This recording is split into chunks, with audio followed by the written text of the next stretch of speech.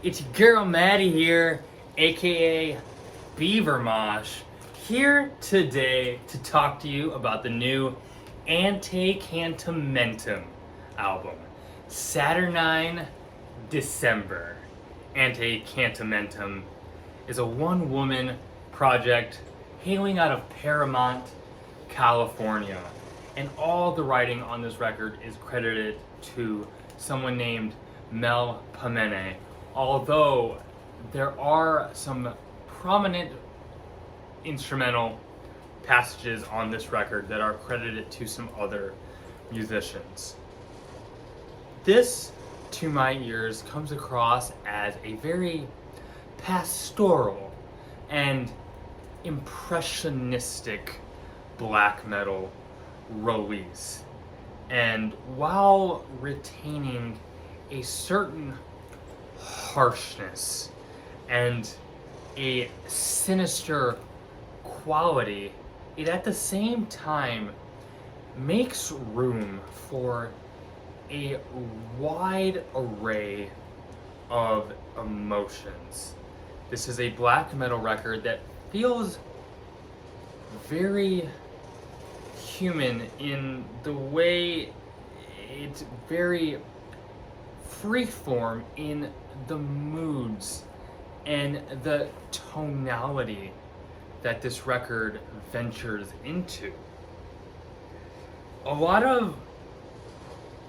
There are a lot of instrumental decisions that don't play in black metal that often, that play a very pivotal role at certain points on this record.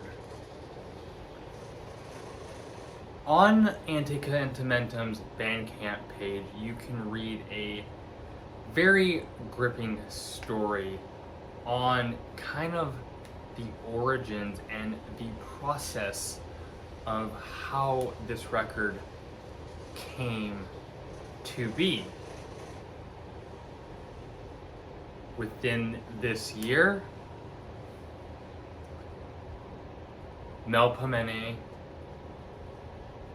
experienced a house fire in which she lost pretty much everything, including all of the guitars she had used in the initial recording sessions of this album. But somehow, some way, the files for this record were saved, thankfully. And since that tragic event, writing and editing and more touches have been put into this project, and the story you read can also feel the intensity of that experience soaking itself into your ears as you listen. In the Green Petrichor opens this thing up in a fury with some screeching, atonal guitar leads, some rumbling percussion that are just really forced upon you.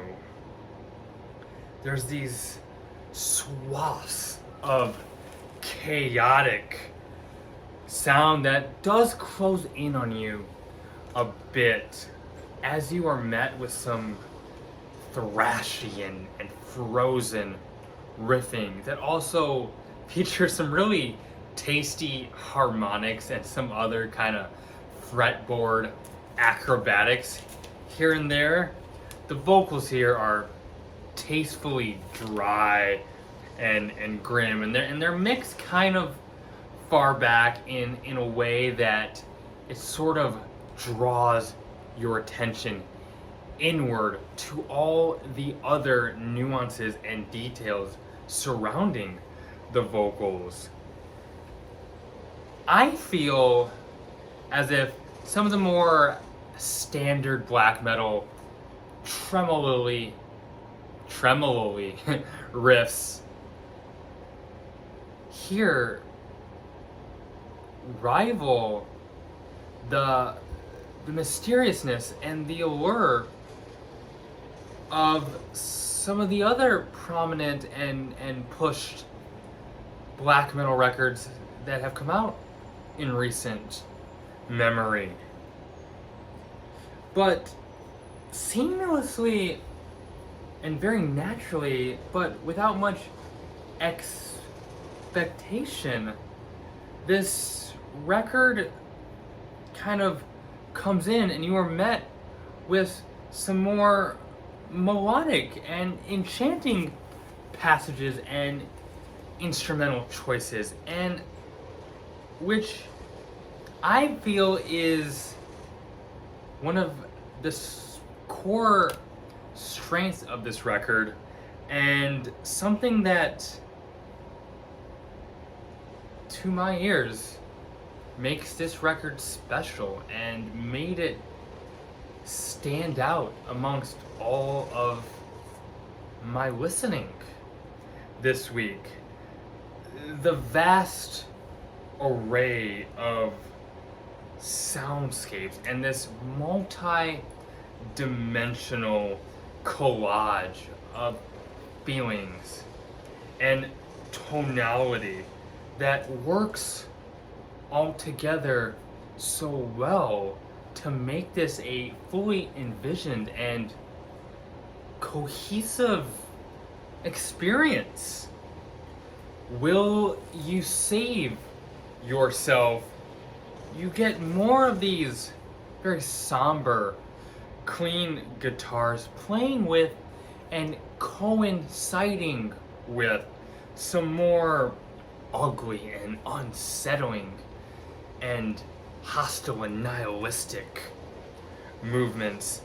There's these gorgeous arpeggios that kind of drift around and really hypnotize and bewitch you as the listener.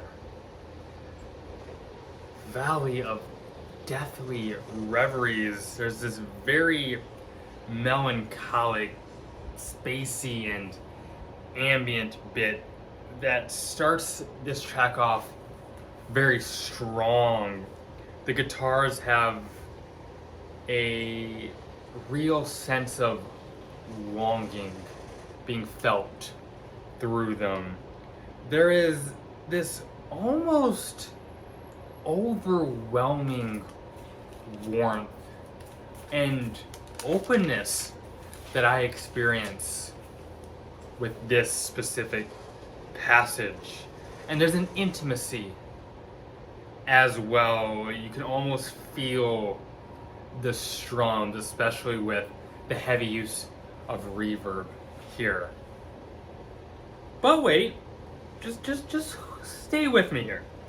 That is all before you get absolutely hammered with some heavy, pounding, distorted strums, rolling percussion, and these ghastly vocal deliveries. What was something very serene suddenly and viciously and viscerally becomes something very abrasive and heavy and full of otherworldly force.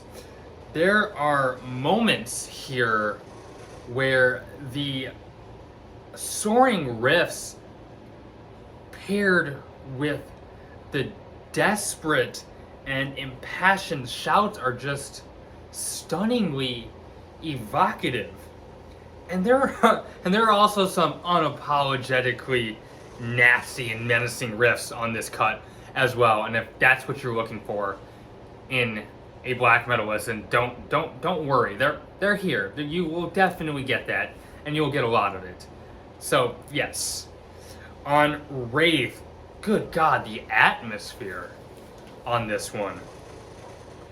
there's these demanding and triumphant tremolo riffs that sort of do this thing where they kind of work underneath a lot of fuzz and dark fog, but at times find little holes of light to kind of peek their head out, and then they kind of crawl back, and it creates this really chilling effect that's really well composed and really impressive.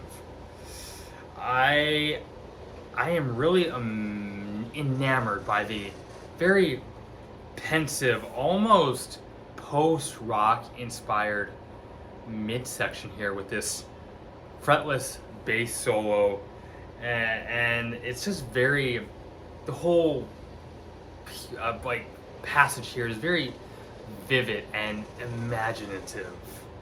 On Luna Cadence, there's this haunting, dreamy piano and synth intro, and there's also a very hyper ethereal quality to the heavier and aggressive sections as well.